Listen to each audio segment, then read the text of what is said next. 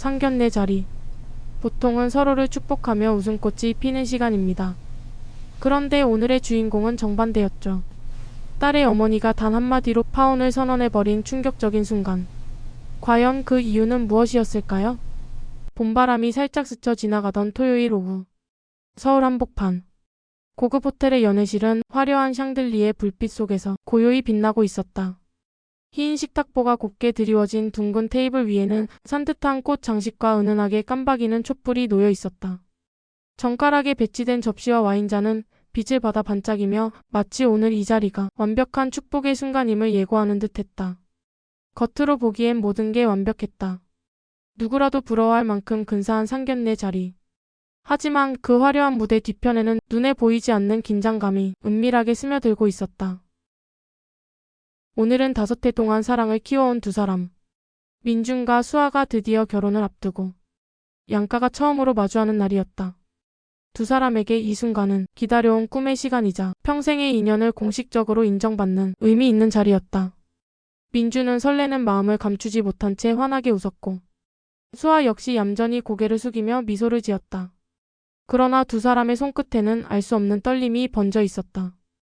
민준의 아버지 태식은 의자에 꼿꼿이 앉아 상대를 흘러보는 눈빛을 거두지 않았다. 그의 시선은 단순한 관찰이 아니라 마치 상대 집안을 평가하고 저울질하는 듯한 무게감을 담고 있었다.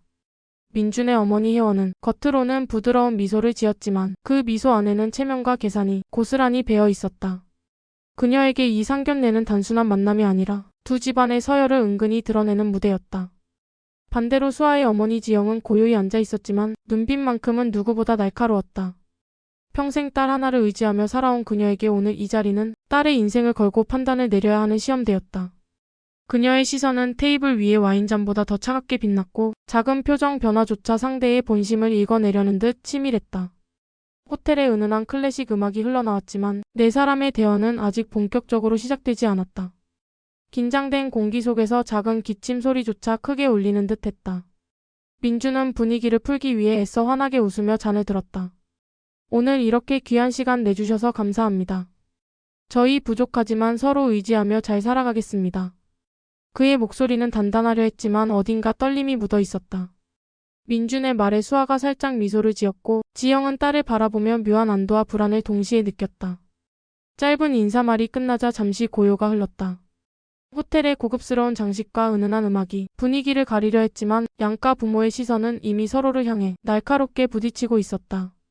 지영은 순간적으로 직감했다. 오늘 이 자리가 단순히 두 아이의 사랑을 확인하는 자리가 아님을. 그녀의 가슴 속에서는 이미 작은 파문이 일고 있었다.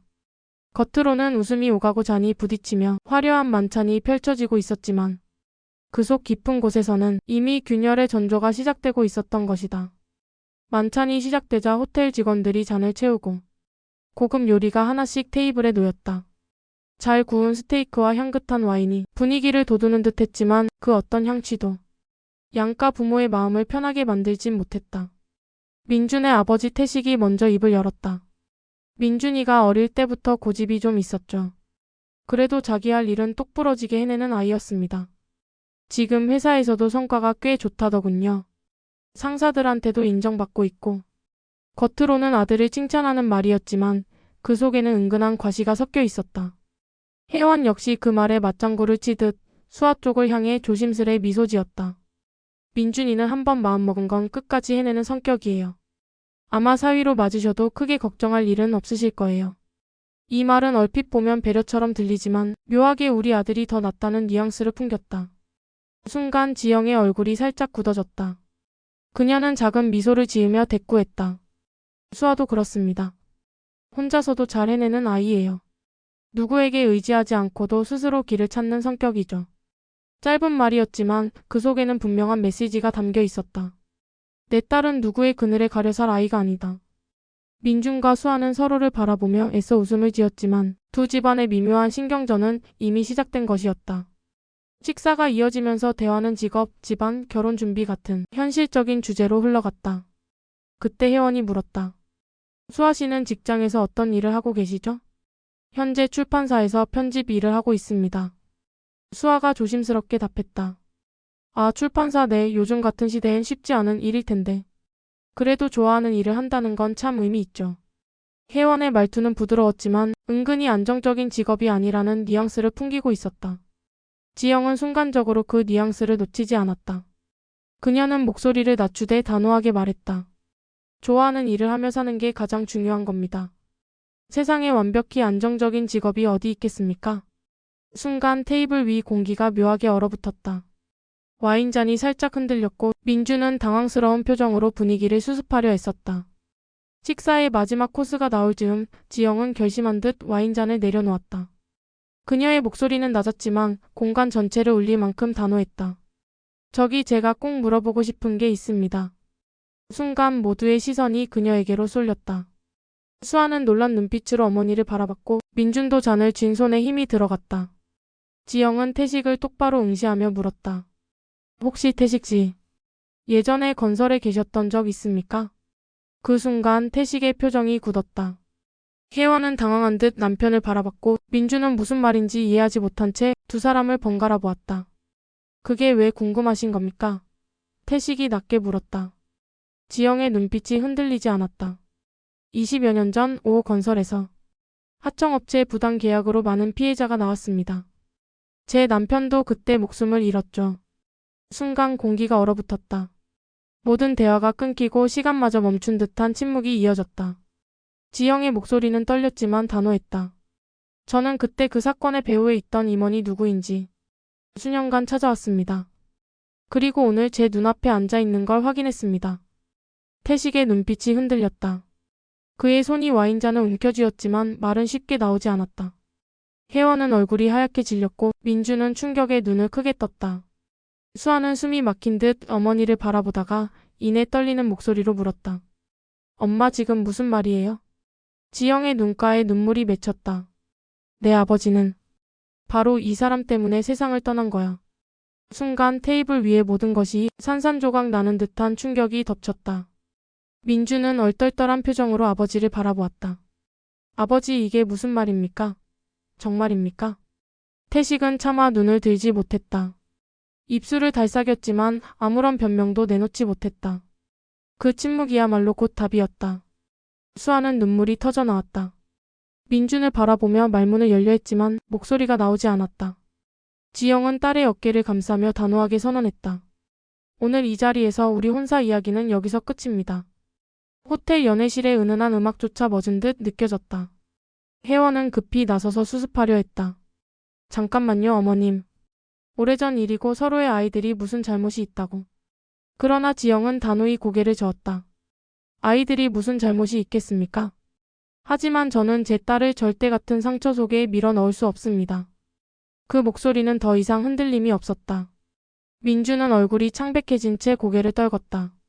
수아는 끝내 눈물을 쏟으며 자리에서 일어섰다. 그날 상견례는 축복의 자리가 아니라 파혼의 자리로 끝나버렸다. 며칠 동안 민준과 수아는 서로를 붙잡고 싶었다. 민준은 밤마다 메시지를 보냈고 수아는 차마 답을 하지 못한 채 휴대폰을 움켜쥐었다. 그들은 누구보다 사랑했지만 부모 세대의 과거는 돌이킬 수 없는 벽이 되어버렸다. 수아는 결국 짧은 메시지를 남겼다. 미안해 민준아. 우리 여기까지야. 민준은 휴대폰을 쥔 채 끝내 눈물을 삼켰다. 그 사랑은 두 사람의 힘으로는 지킬 수 없었다.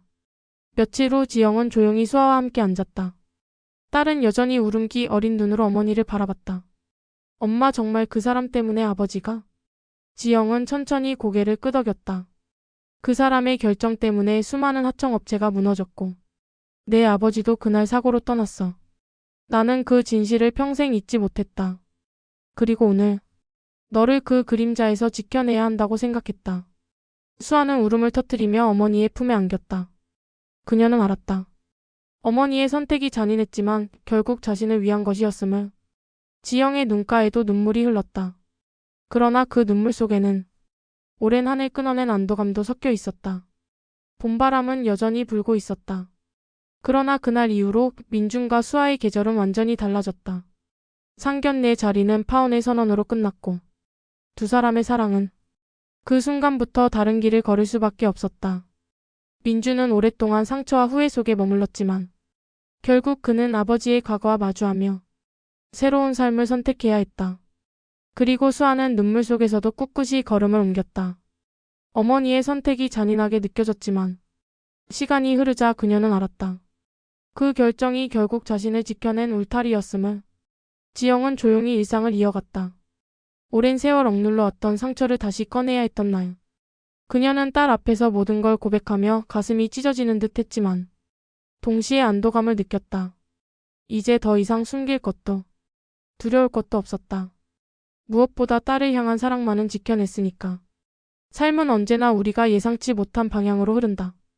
사랑이 모든 걸 이길 것처럼 보이지만 때로는 과거의 그림자가 미래를 가로막기도 한다. 그리고 그 그림자를 마주했을 때 어떤 선택을 하느냐에 따라 인생은 완전히 달라진다.